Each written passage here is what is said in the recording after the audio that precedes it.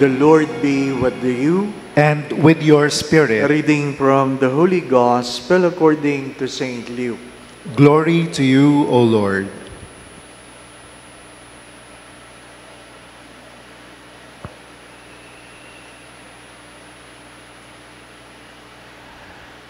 The angel Gabriel was sent from God to a town of Galilee called Nazareth, to a virgin betrothed to a man named Joseph of the house of David. And the virgin's name was Mary. And coming to her, he said, "Hail, full of grace, the Lord is with you." But she was greatly troubled at what was said and pondered what sort of greeting this might be.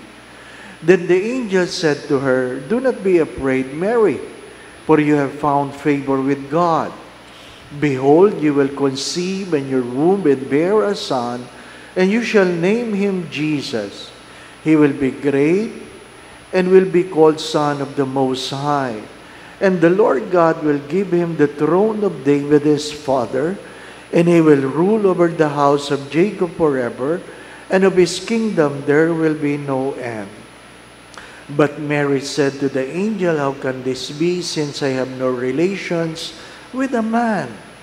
And the angel said to her in reply, "The Holy Spirit will come upon you, and the power of the Most High will overshadow you.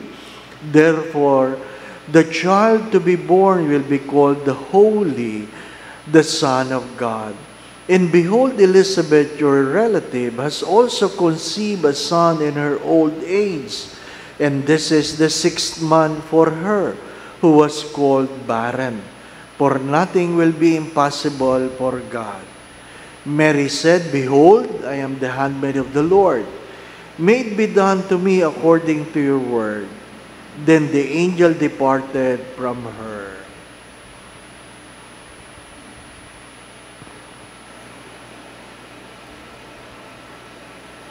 The Gospel of the Lord. Praise to you, Lord Jesus Christ.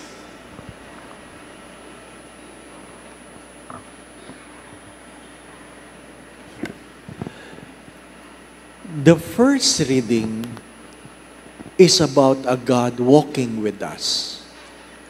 And we have to understand that God did not walk with us so that God can feel and experience what we have been feeling and what we have been experiencing. It is the other way around.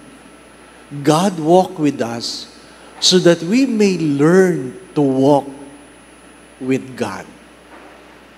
There's a big difference between loving God and God loving us.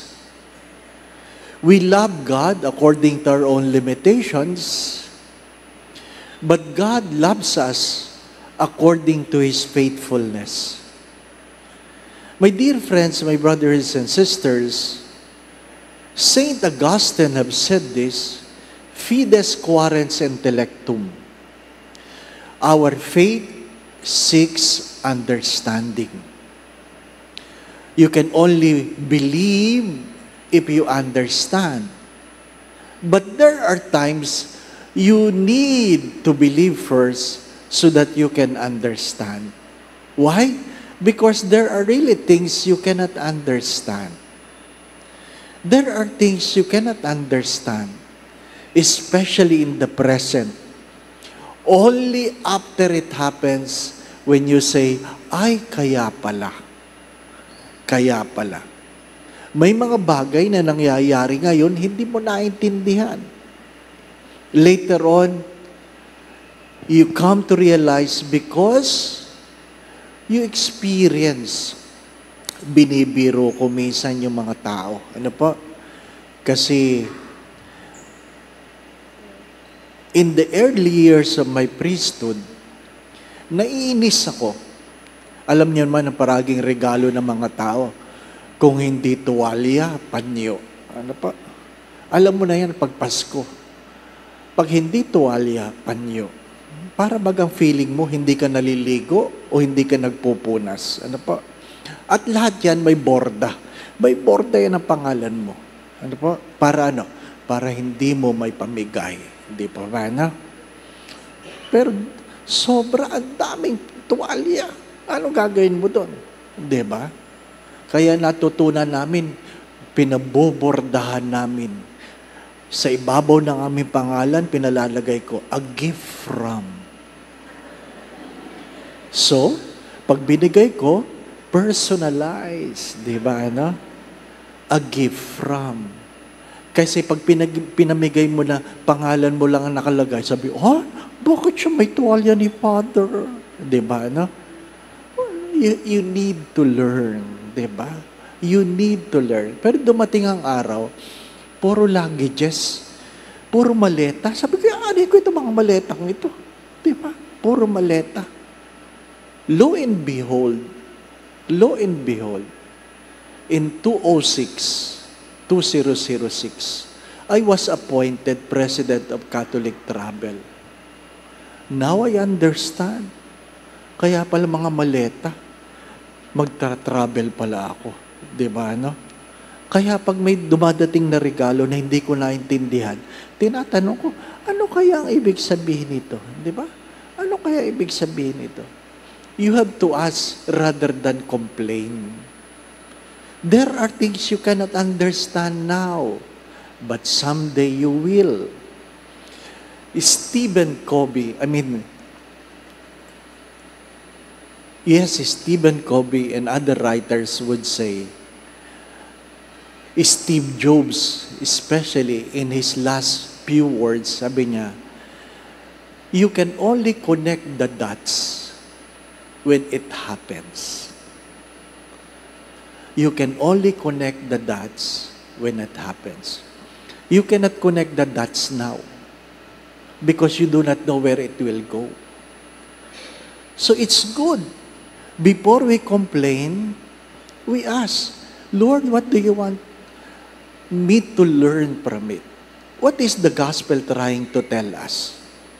Did Mary understand everything? The answer is no. The answer is no. She was able to say yes, and when she said yes, everything was put into place. Of course, when she looks back, now I know. Tayo, dahil tayo nagbabasa ng kwento, feeling natin, alam na alam natin. Pero nung sa kanya nangyayari yan, ang tanong niya, how can this be? How can this be? Di po ba, ano? There was no Holy Spirit yet. There was no Holy Spirit yet. Late that Jesus talked about what? The advocate that will come. Angel Gabriel had already spoken to Mary that the Holy Spirit will descend upon you. Anong concept nila ng Holy Spirit noong unang panahon? Kalapati. Di ba? Kalapati. Imagine what Mary was thinking. The Holy Spirit will upon you.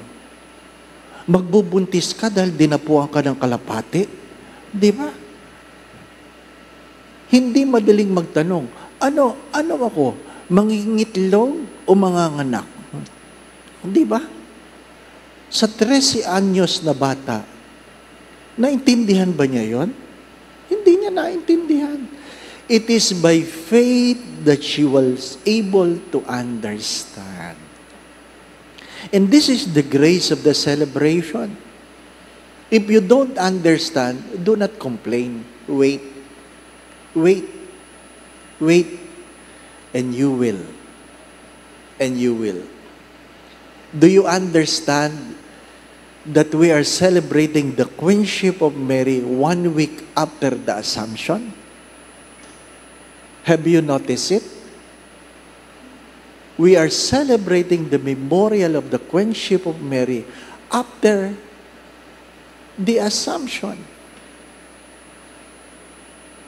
Nobody thinks and thought about it.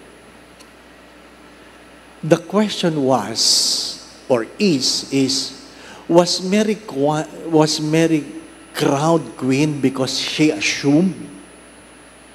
The answer is no. She assumed because she will be crowned. There's a big difference between the two. Did Mary crown because she assumed.